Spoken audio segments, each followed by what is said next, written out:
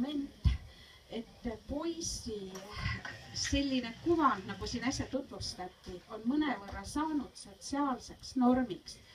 Ja siin taga on ka rahvusvahelised uuringud seda tõestanud ja lausa on uuring tehtud, et poisid, kellel on intellektuaalsed huvid ja kellele meeldib õppimine ja kirjasõna, nad maskeerivad seda huvi ja nad püüavad näida teistsugustena, et mitte saada välja heidetud kaaslaste hulgast. See on nüüd mujal tehtud uuring, aga pole ka alust kahtlustada, et meil oleks teisiti.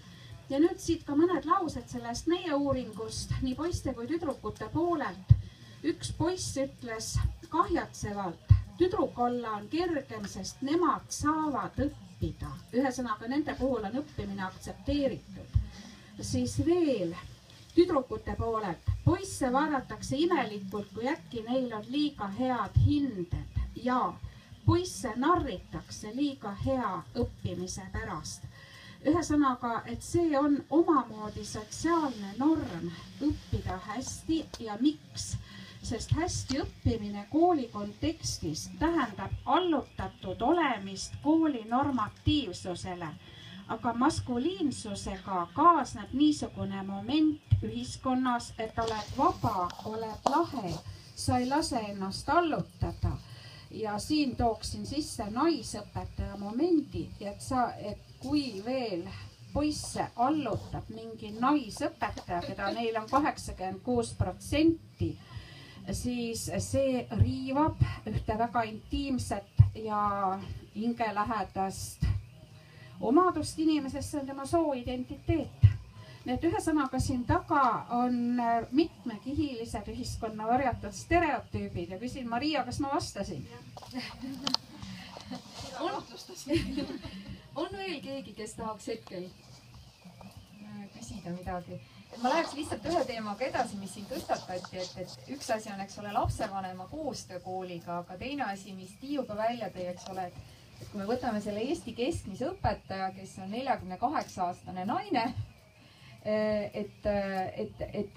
et kas tema on valmis kaasa tulema selle uue õpikäsitlusega, kas ta ise suudab oma nendest soostereotüüpsetest arusaamadest nagu läbi murda selleks, et üldse kaasata seda lapsevanemat diskussiooni ja teistsugusesse õpetamisse, et tahate te midagi äkki selle õpetaja poole pealt kommenteerida, et me räägime praegu, eks ole, millised on need lapsed seal koolis, aga et need lapsed ei ole seal vaakumis, iga päev nad on igapäevases kontaktis selle õpetajaskonnaga, et tegelikult me jõuame lõpuks nagu selleni, et kus see muutus siis alguse peab saama või kellest, eks ole. Et ütleme, et last hakatakse sotsialiseerima juba sünnist saadik rollidesse, vanematel on oma uskumused, õpetajatel on oma uskumused, et mida nagu annaks teha, jah. Selle meie eelmise uuringu käigus ma intervjueerisin õpetajaid ja seal olid just need keskealised naisõpetajad, kes mitmed ütlesid, et nad tunnevad ennast süüdi, sellepärast et nad tunnevad, et nad teevad poistele liiga. Ja meil siin Eestis on ju see teine seltskond, kes kogu aeg räägib, et poistel on kriis ja poisse tuleb ikka aidata ja kõik keerab poiste ümber, tüdrukutel on isegi hea ju koolis ja midagi ei ole neil hädasel. Ja otse ütlesid ka, et nad tunnevad süüdi ennast, et poisid nende pärast kannatavad, sest et nemad nagu naisõpetajana ei suuda ilmselt siis ikkagi pakkuda poistele kõike ja nende vajadusi rahuldada. Ja ka haridusametnikke oli, kes arvasid, et poiste vajadused ongi suuremad. Et neid tulebki rohkem pakkuda neile ja rohkem jälgida ja individuaalselt läheneda. Mõni aasta tagasi ma leidsin õpetajate lehest ühe väga intrigeeriva artikli Mehed kooli. Ja siis ma ärritsin selle peale. Alguses ma olin väga huvitatud, et tõepoolest suur samm edasi, et Mehed kooli, et mis sealt siis nagu tulemas on. Ja siis hakkasin lugema artiklit, Haljala kooli direktor. Ma olin ise sealt koolis õppinud ja siis seda direktorit küll tol ajal ei olnud, aga ta kirjutab siis, et ega naised ei ole mingid ei ole õiged õpetajad või õiged koolmeistrid, oli seal siis tegelikult öeldud. Ja et meil on vaja ikkagi mehi kooli saada ja siis kirjutab, kui tore oleks, kui mehed on suurepärased pedagoogid. Ja siis lõpuks kirjutab, et noor ja tubli õpetaja, tule meile kooli direktoriks.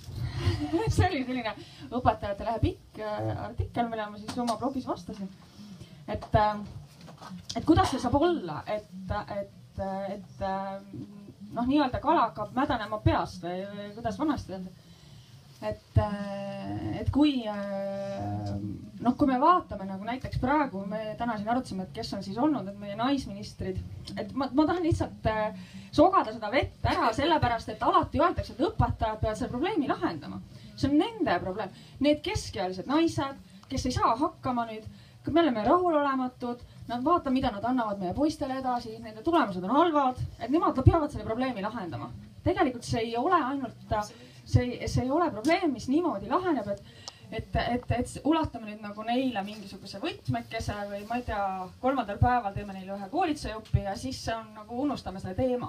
Et see on ikkagi see, et kui meil on näiteks konkreetselt Aaviksoo ajal ma jälgisin väga hoolega ja seal oli ju probleem sellega, et oli see koolikoka case, et tule meile koolikokaks noor ja tubli mees. Ja siis kuidas nagu minister näiteks kasvõi ennast väljendas selles küsimuses, kuigi ta juhib haridusministeeriumit, mis on valdavalt naissoost, et kui me võtame alushariduse pedagoogid ja kõik veel sinna juurde, ülikoolide inimesed, kes tegelevad kasvatustööd, enamasti naised, eks ju, et tegelikult ei ole see mitte ainult 85%, kes on pedagoogid Eestis, vaid üldse haridusvaldkonnas tegelikult ma arvan, et kuskil on 90% on tegelikult naised, kes selle valdkonnaga tegelevad.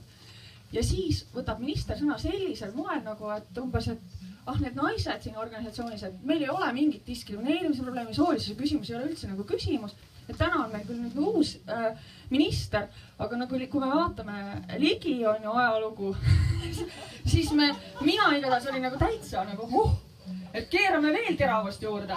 Et nüüd huviga jälgin, et mis see on, jah, see oli lihtsalt. Üks motiiv veel sellest meie eelmisest uuringust, et intervjueeritavatest enamus libistas oma jutust läbi lause, poisid saavad andeks ja meesõpetajad koolis saavad ka andeks.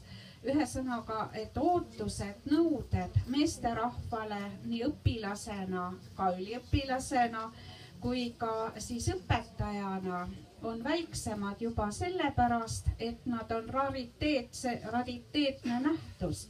Ja nemad saavad andeks ja nende lubatavuse ala on kaugelt suurem kui tüdrukutel ja naistel. Nii et see on seesama normi küsimus, et kool on kehtestanud niisuguse normatiivsuse seal, mida siis mehed ja poisid peavad auasjaks mitte täita, sellest mööda libistada, seda kõigutada, seda naeruvääristada, seda kooli normatiivsust. Aga kahju sellega, mis kaasneb, on see, et sinna patta kuulub ka see teadmine, see haridus. Ühesõnaga see inimkonna kultuurivara ja kultuuripärand, mis on siis õppekavade sisu, et seda ei võeta tõsiselt. Ja nii kaugele meil see mõtlemine ei ulatu. Ja ma tahaksingi siin väita, et sellise suhtumisega jääb meie meessugu haridusest ilma. Nii koolis kui ülikoolis. See on pindmine, nad suhtuvad sellesse ülevalt alla. See on midagi, mida naised ajavad ühiskonnas, mis ei ole päris täisväärtuslik asi.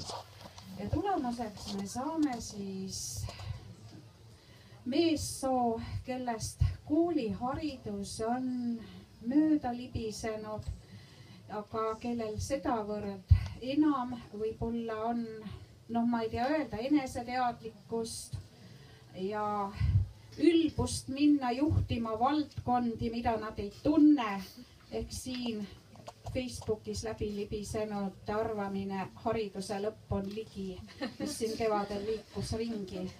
Ühesõnaga Eestimaa on täis seda sorti juhtimist, kus eesotsas on inimene, kes ei ole kahelnud oma kõlblikkuses sellele ametikohale vaatamata hariduse puudumisele või nappusele. Kahjuks see inimene kipub olema meessoost. Aga ütleme, me maalime nüüd siin hästi toogilise pildi sellest, mis meie uuringute põhjal nagu see tegelikkus on. Ja tegelikult, kui nagu ikkagi meediat jälgida igapäevaselt ja seda, mis Eesti ühiskonnas toimub, siis me võime öelda, et tõesti väga paljuski on selle juured ikkagi selles hariduses ja mis väärtushinnangutega tulevad poisid-tüdrukud koolisüsteemist välja. kodu neid väärtushinnanguid kas siis toetab või üritab vastupidi pakkuda midagi sinna kõrvale. Aga ikkagi see suur murekoht, et ühest küljest, et kas selleks, et nüüd hakata seda asja kuidagi kuskilt otsast püüdma muuta.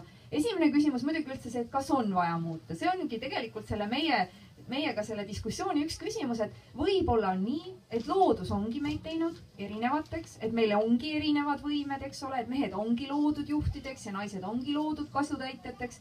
Et sellisel juhul võiks öelda, et aga milles probleem? Et probleemi ei ole, et elame samamoodi edasi. Teistpidi tundub, et seoses just nimelt selle haridusega, mis naistele on järjest ja järjest pigem omasem kui meestele, kui me vaatame meie ülikoolide üliõpilasi, magistrantuuri lõpetajatest 2/3 on naised, siis koos selle haridusega kasvuga kasvab ka naistesse teadlikkus, et aga et äkki ikka päris nii ei peaks olema. Ja nüüd sõltuvalt sellest, kas me näeme seda kui mingit kaasasündinud erinevust, soolist erinevust või pigem midagi, mis on nii-öelda ühiskonna poolt meile sisestatud ja millega me oleme nagu üles kasvanud ja omaseks hakanud pidama, on tõenäoliselt ka need lahendused erinevad. Aga küsimus on, et kas me peaksime ka aru saama, et miks see ühiskond, kus me elame praegu, on selline või kas kuskil on midagi valesti läinud? Jah. Vist ei kuule. No ma lähen siit ise. Sul on pikem juhe vist. Mina olen Viive Ruus ja ma tahaksin võib-olla juhtida tähelepanu